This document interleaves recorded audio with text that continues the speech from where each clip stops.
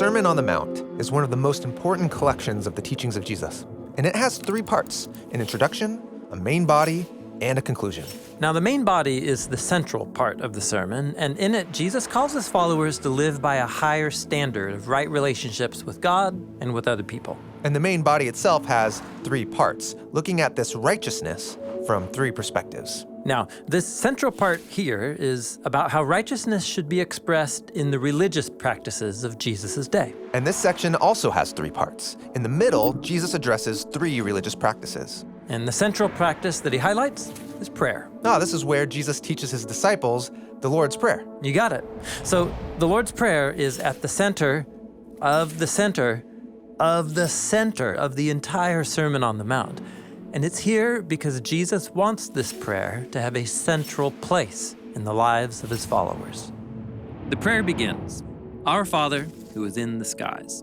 Notice the prayer does not begin with "my Father." Jesus wants us to remember that we belong to a worldwide family, appealing to God together as our Father. Father's a really intimate way to address God. Yes, this was Jesus' favorite term for God, which portrays God as the source of life and provider for his children. And notice that Jesus balances that intimate term with a more cosmic description, "in the skies." So did Jesus think God is in the sky? It's a metaphor. Just as the skies are high above us, so God is above and beyond every category in our imagination. Yet, he's also close, like a good father. Now that we've addressed God, the prayer continues in 3 requests. The first is, "May your name be recognized as holy." So what's the significance of God's name being holy? well, in the Bible, holiness is the unique, one-of-a-kind status God has as the creator of all things. And in the story of the Bible, God attaches his holy name and reputation to the people of ancient Israel by partnering with them to bring blessing to the nations. But Israel breaks that partnership, and that led them to be conquered by other nations. Exactly. And God's holy reputation was discredited among the nations. But Israel's prophet said that one day God would act to restore the holiness of his reputation. And Jesus is inviting his followers to pray for that to happen. But how? Well, that's what the prayer turns to next. "May your kingdom come, and may your will be done, as it is in the skies, so also on the land." God's heavenly kingdom is a holy realm where God's will is always done. So Jesus wants us to ask for that realm to come down here, so his heavenly will is done on the land. Right. And that word will could also be translated as desire. This prayer is meant to align our desires with God's desire to bring heaven to earth. And notice the repetition: your name, your kingdom, your will. This first half of the Lord's Prayer has 3 requests that God act in our world to renew creation. And the second half of the prayer shifts the focus to asking God for help, so we can be a part of that renewal. "Our daily provision of bread, give to us today." Most humans are full of worry and fear about our survival, and so we hoard resources.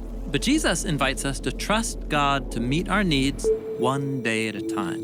This kind of prayer cultivates a habit of daily gratefulness, to see every meal and every moment as a gift.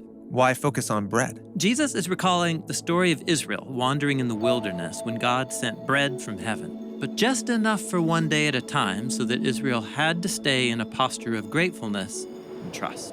"And forgive us our debts, as we also have forgiven those indebted to us." So what are our debts? Well, debt is a metaphor for when you wrong someone and then owe them to make it right. It's a relational debt. And notice the symmetry here. The prayer asks God to forgive our debts just as we forgive those who owe us. Our ability to receive God's forgiveness is bound up with our ability to give out forgiveness. Jesus is creating a culture where the forgiven become agents of forgiveness to others. "And don't lead us into the test, but deliver us from the evil one." Now, I learned this prayer as "don't lead us into temptation." The Greek word is peirasmos, which means a test that is designed to reveal the truth. In the Bible, God's tests have a positive purpose to reveal someone's character and invite them into a relationship of trust. Okay, then why ask God to spare us from tests? Jesus is being really honest here. Tests can be difficult or painful. And often there's a little voice nudging me to take the easy way out because the right choice is just too costly. Jesus says that's the voice of the evil one. So when tests come and we hear that voice, we should ask for deliverance. Exactly. Now, notice this second half of the prayer has 4 requests that focus on our needs. Give us bread, forgive our debts, don't lead us, and deliver us. Combine that with the 3 requests from the prayer's first half. And you get 7 requests. That's a common number for completeness in the Bible. Yes, the prayer of Jesus shapes us into people who long for God's heavenly kingdom and desire to come about here on the land. And we can participate as we learn to trust God, forgive others, and remain faithful to God's promise to bring heaven down to earth.